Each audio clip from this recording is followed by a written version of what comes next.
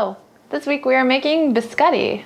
I've never made biscotti before, so this is going to be another kitchen quest. I like trying new cookies, especially around the holidays while I'm making cookies that I usually make around the holiday time. And this year my husband gifted me an espresso machine. So what better cookie to make than one I can dunk into my coffee? Because I've never made biscotti before, I wanted to turn to a very simple recipe to start with. And so I found a good one on Babish's website that I will link below if you'd like to get the recipe that I will be using. Hopefully it'll turn out good. And then we'll make some espresso at the end. Let's go.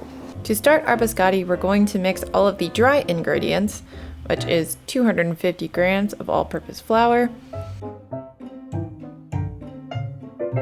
1 teaspoon of baking powder, 1 teaspoon of baking soda, half teaspoon of salt, and 120 grams of roasted and chopped almonds. Then in a separate bowl, we'll mix 3 eggs with 175 grams of sugar, 1 teaspoon of almond extract, and half a teaspoon of vanilla extract.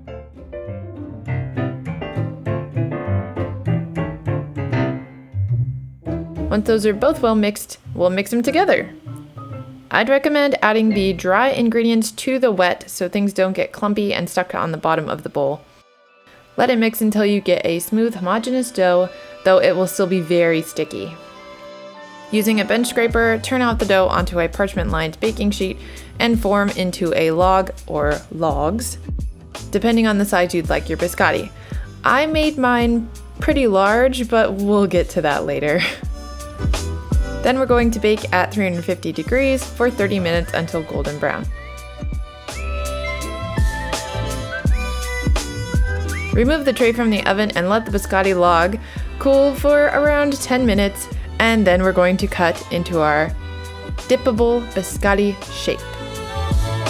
To get them to their extra crispy biscotti-like state, we're going to return them to the oven at 300 degrees this time and bake on each side for 10 minutes.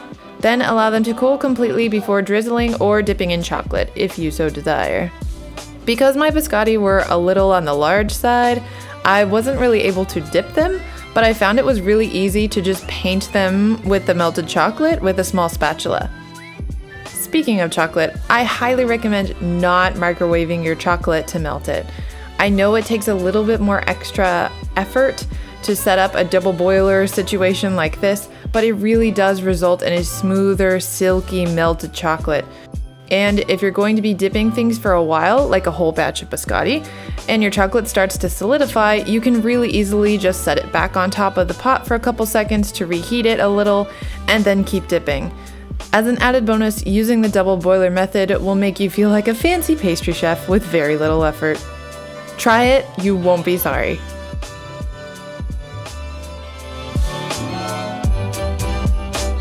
Once all our biscotti are dipped, we'll let them rest so the chocolate can fully solidify and cool, so they'll be ready for our morning coffee. The next morning.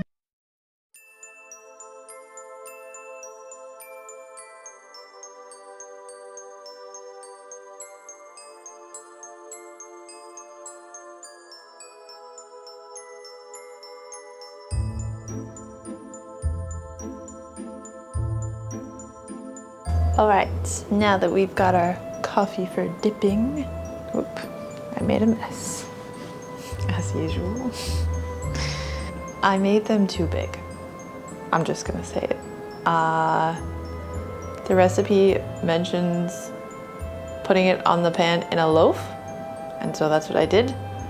And then I realized when you read the next line, it says loaves, plural. So I think you're supposed to divide them in 2. And that would make them kind of half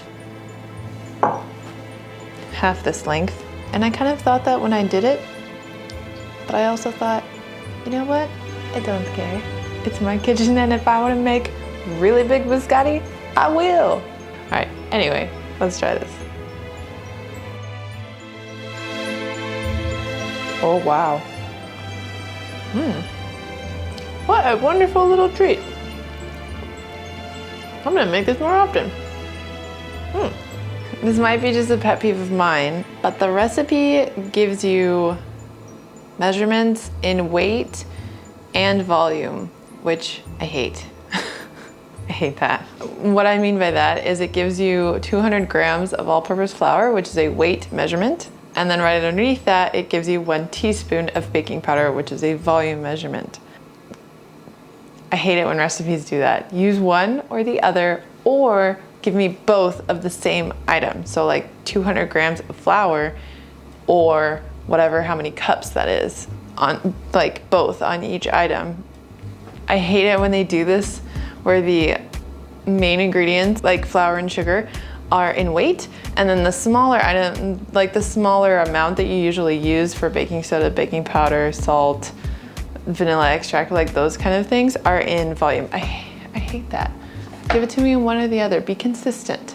Something that I did want to mention though is that when I took them out of the oven for the last time after doing the last flip, they were still fairly soft. Like I, you know, kind of pushed them a little bit and they were still kind of soft, more like if you left stale bread. That's what they felt like. And I thought, ooh, maybe I should put them back in the oven for a little bit and let them continue like kind of drying out and getting crispy, because this is a cookie that you want to be really like, you want that snap when you like bite into it. That's why you dunk it in your coffee. It holds up because it's so crispy. And if it's soft, it's just gonna turn into kind of mush in your coffee. I kind of thought maybe I'll put them back in the oven, but I didn't. I also had the thought maybe if I just let them kind of air dry, I guess, be exposed to the air while they're just resting on the baking sheet at room temperature, and that worked great.